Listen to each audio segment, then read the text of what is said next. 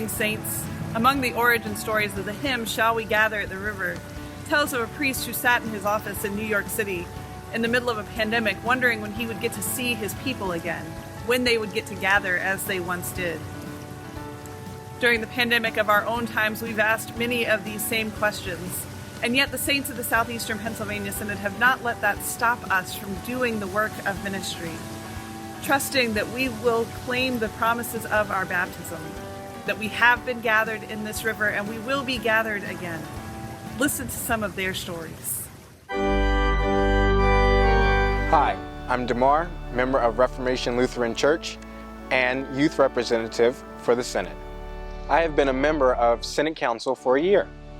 I have learned, and still am continuing to learn, that as a Synod, we are a community and a family who shows up for each other.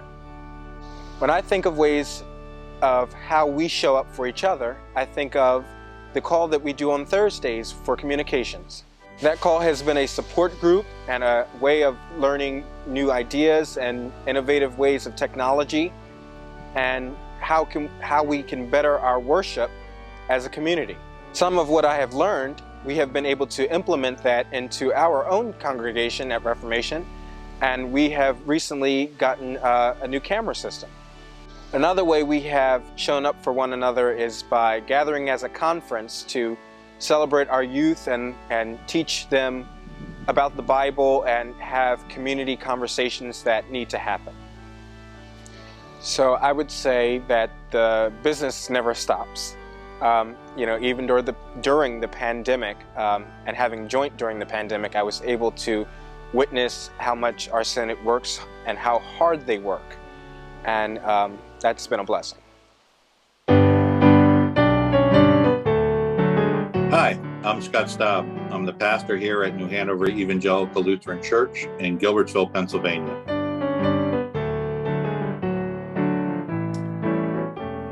The peer support ministry started unbeknown to us that the COVID was going to happen in January 2020.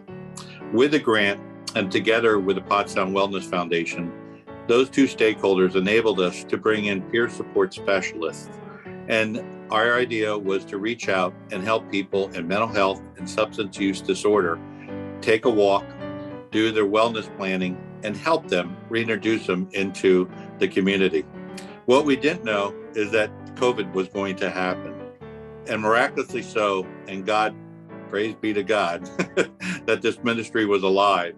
And with so much of the stress and increases in suicide and overdose, people found an opportunity for free in a faith-based setting where we were interested in walking with them, reintroducing people that were on parole, and also coming out of treatment centers.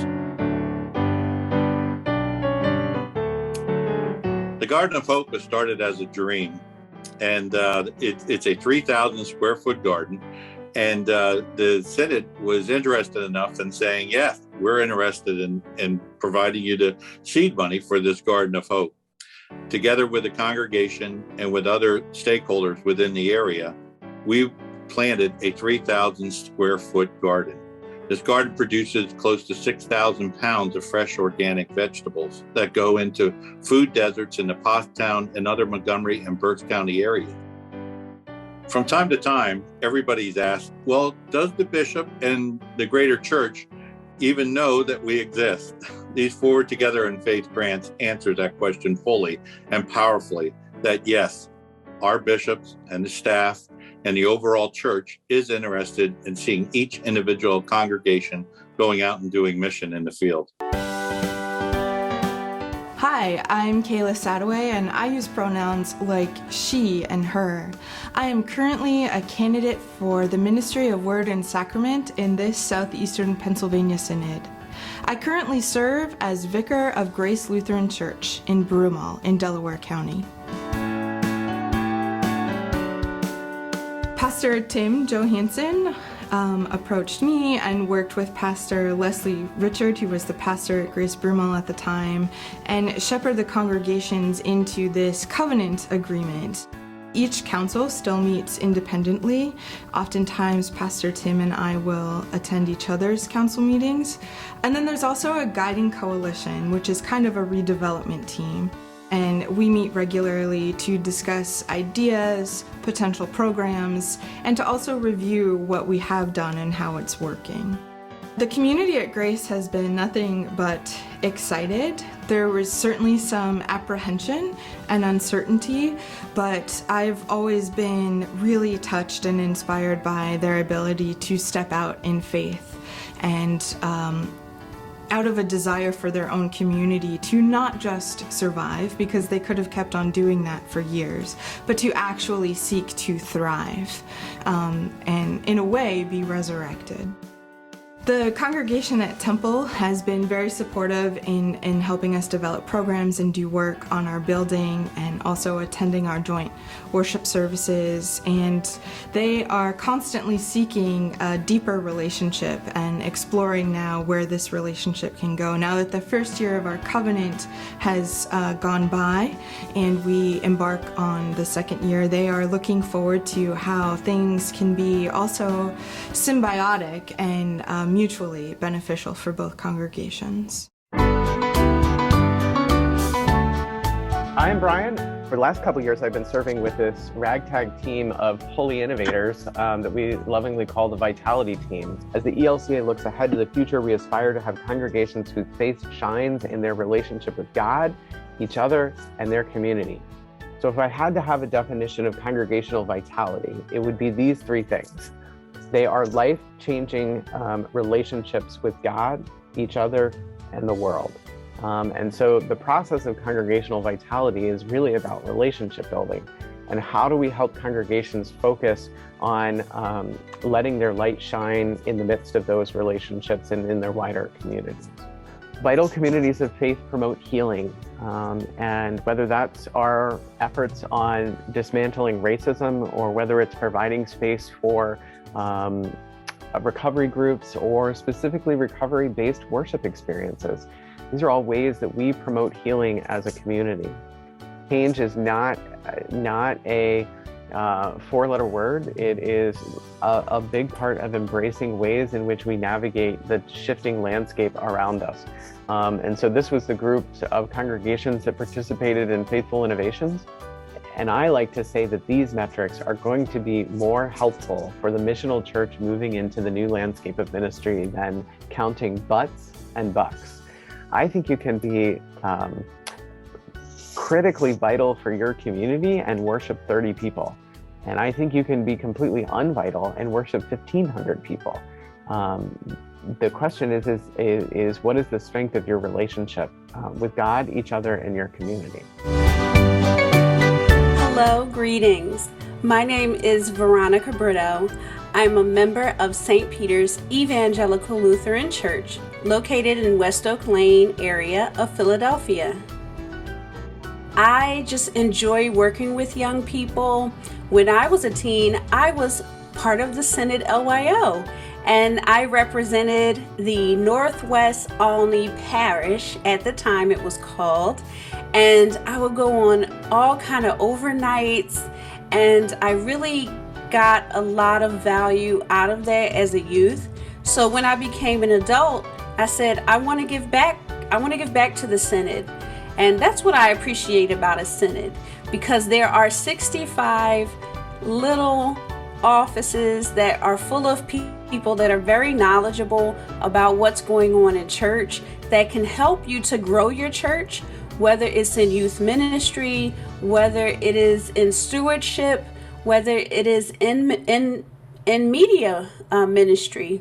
So there's vitality, that's another one. So all of those things, I believe, are better delivered from a smaller group of people who are dedicated to the mission of that particular area. And I believe we have one of the best synods, or the best synod, in the ELCA, because we're compassionate, we're diverse, we're open to changes and trying new things. And I'm just proud to be a part of the Southeastern Pennsylvania Synod. My name is Pastor Marcia Bell. and I have the privilege of serving our Southeastern Pennsylvania Synod as the Director of Mobility and as the Chairperson of the Committee of Deans. When the pandemic started back in March of 2020, some of us were afraid that mobility of rostered leaders was going to come to a grinding halt. But I'm happy to say that didn't happen. And it didn't happen because congregations and their leaders and our rostered leaders and our synod staff and deans were all very creative and resilient and found new and exciting ways to keep the process going forward. From March of 2020 until the present time, 18 rostered leaders have been called to serve congregations. But we still have a good number of openings. Currently, there are about 43 congregations in our synod that do not have regularly called pastors. My name is Jay Mitchell. My pronouns are he, him, his. I serve as the pastor of Christ Ascension Lutheran Church on Germantown Avenue in the Chestnut Hill neighborhood of Philadelphia. I also serve with Pastor Lena Gajewski as the co-convener of the In God's Image event and as co-chairs of the Synod Task Force that is working on drafting the synodical welcome statement that matches our Reconciling in Christ designation.